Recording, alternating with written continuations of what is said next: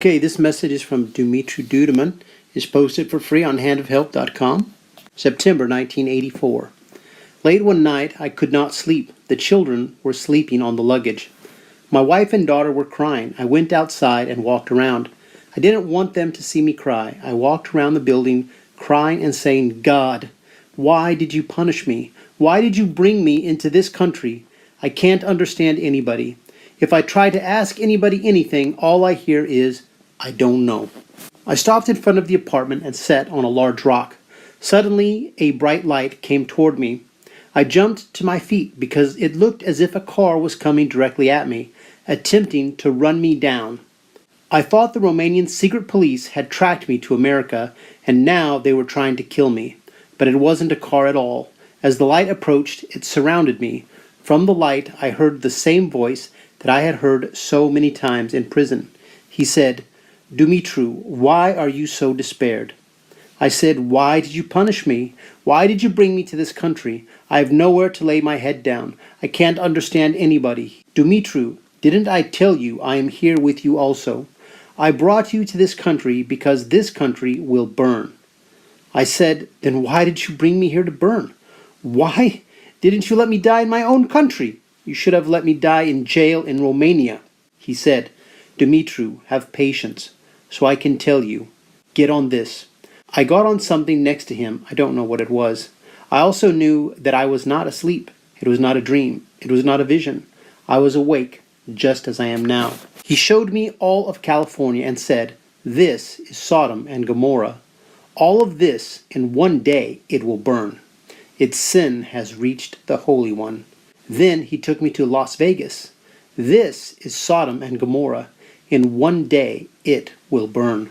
Then he showed me the state of New York. "Do you know what this is?" he asked. I said no. He said, "This is New York. This is Sodom and Gomorrah. In one day, it will burn." Then he showed me all of Florida. "This is Florida," he said. "This is Sodom and Gomorrah. In one day, it will burn." Then he took me back home to the rock where he had begun. "In one day, it will burn. All of this I have shown you."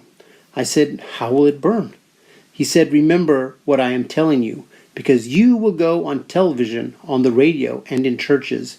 You must yell with a loud voice.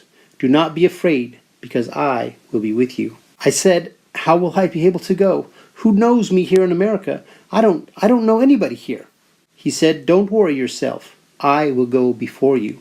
I will do a lot of healing in the American churches, and I will open doors for you. But do not say anything else besides what I tell you.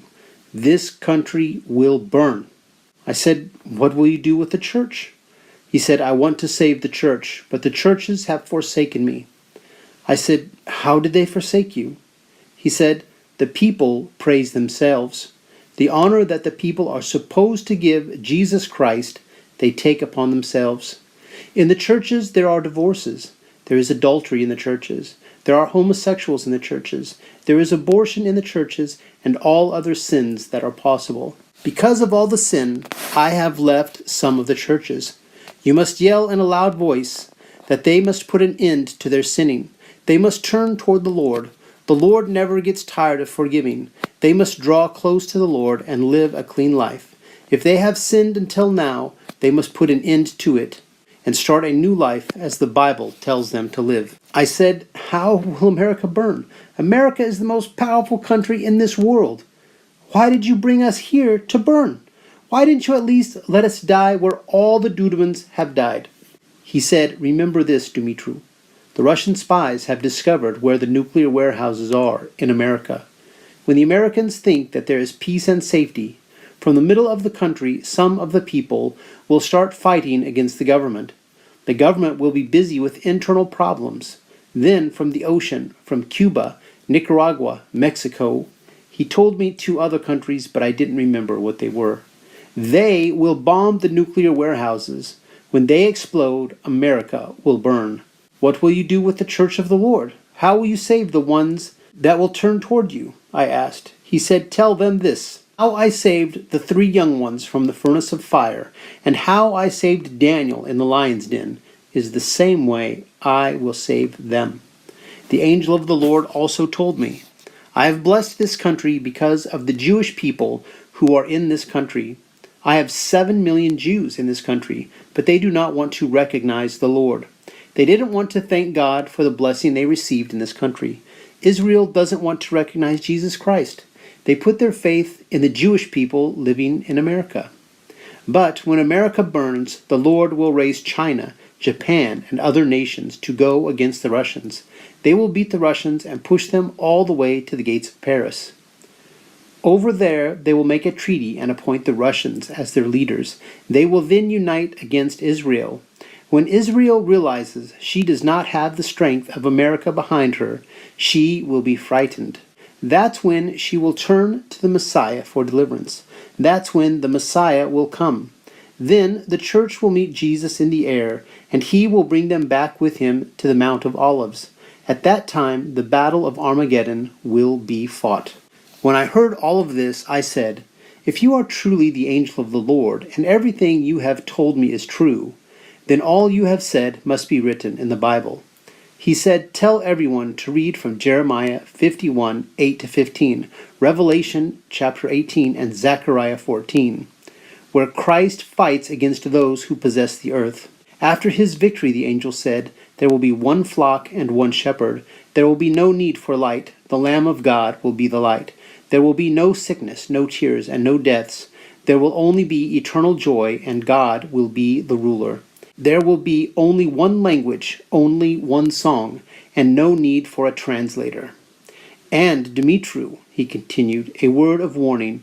If you keep anything from the American people that you are told, I will punish you severely." "How will I know that this is for real, that it will really happen?" I asked.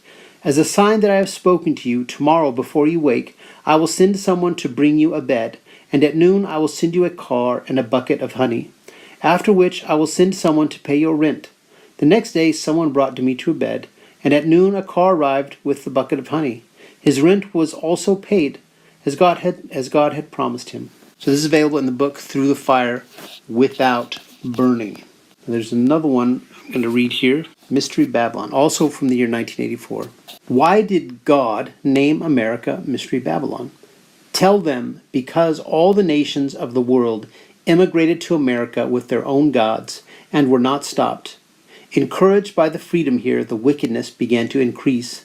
Later on, even though America was established as a Christian nation, the American people began to follow the strange gods that the immigrants had brought in, and also turned their backs on the God who had built and prospered this country.